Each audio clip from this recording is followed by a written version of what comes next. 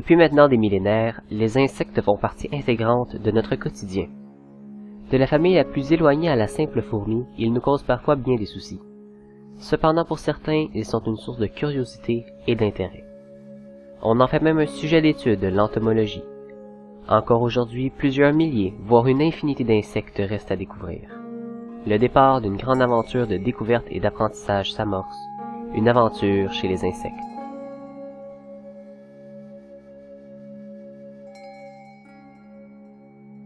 La coccinelle, du latin coccinellidae, est un insecte bien connu pour sa couleur frappante et ses nombreux petits points noirs. Il en existe plusieurs variétés, la plus commune étant celle ayant 7 points noirs. Ces points permettent de différencier les espèces entre elles, leur nombre pouvant varier de 2 à 24. Il existe même des variantes noires à points rouges ou oranges à points noirs. L'alimentation de la coccinelle est très différente selon les espèces et peut englober champignons, pucerons et plantes. Un type en particulier, la coccinelle de la brionne, se nourrit même de sucs toxiques.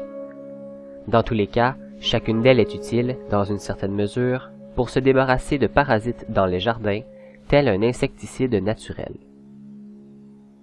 La taille des différentes espèces varie de 10 à 150 mm de long, et le poids est d'environ 50 mg. Pour se reproduire, les coccinelles s'accouplent et la femelle peut pondre de 100 à 400 minuscules œufs de couleur jaune. Après 3 à 7 jours, les œufs éclosent et les larves en sortent.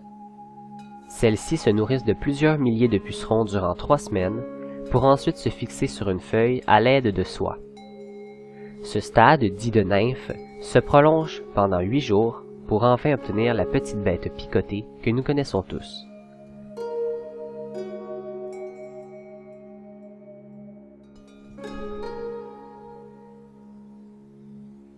En ce qui a trait à l'habitat de cette bestiole, eh bien nous la retrouvons de plus en plus dans les villes, notamment dans les jardins, sur les arbres et autres plantes.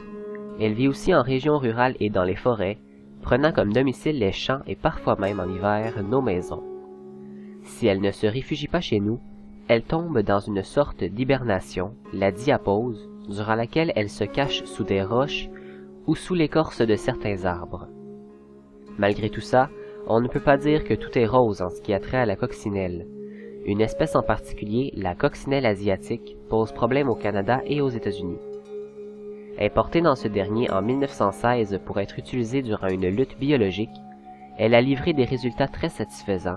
Cependant, elle a par la suite commencé à se multiplier et à remonter vers le nord. Le gros inconvénient de cette espèce, c'est qu'elle infeste par milliers les maisons durant l'automne et l'hiver, en plus de dévorer les autres espèces de coccinelles. Elle se présente généralement comme orange à points noirs, et comme la majorité des autres types de coccinelles, jouit d'une expérience de vie d'environ 2 à 3 ans. Elle est maintenant considérée hors de contrôle, on peut cependant essayer d'en disposer à l'aide de savon et d'eau, mais surtout pas en utilisant des pesticides.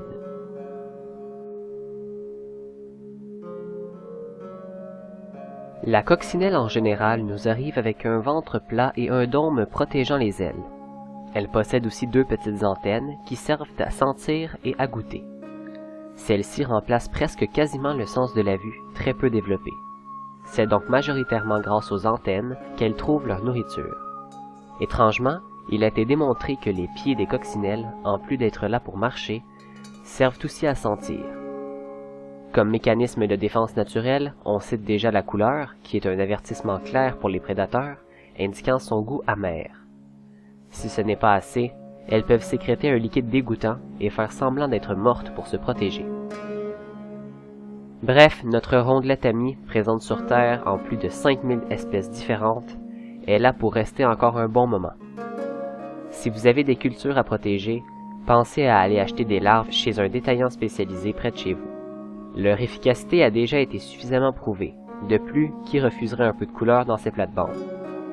Faites attention cependant si vous les manipulez, car elles sécrètent une substance odorante pouvant provoquer une allergie chez certains individus. D'ici là, prenez le temps de les observer, qui sait, vous découvrirez peut-être une variété encore inconnue.